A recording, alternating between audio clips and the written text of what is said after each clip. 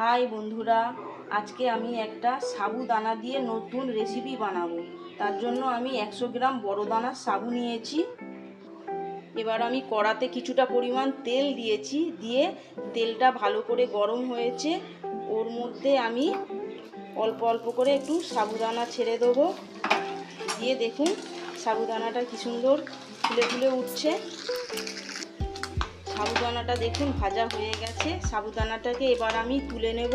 একটা এরকম ছোট করে আমি এরকম করে করে তেলটাকে ভালো করে ঝরিয়ে আমি তুলে নেব। দেখুন আমার সাবুদানাগুলো সব ভাজা হয়ে গেছে।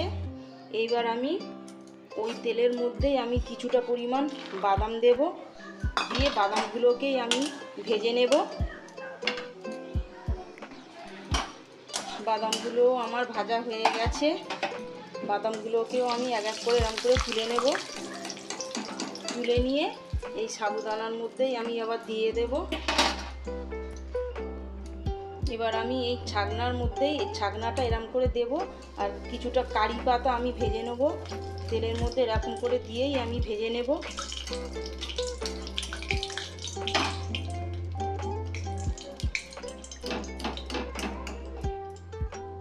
কারি পাতাটাও আমার ভাজা হয়ে গেছে। কারি পাতাটাও আমি এর মধ্যে দিয়ে দেব। এবার আমি এই টিস্যু পেপার থেকে এগুলো এর মধ্যে আমি দিয়ে দেব। এর মধ্যে একটু চানাচুর অ্যাড করব, করে এটাকে এরকম করে মাখিয়ে নেব।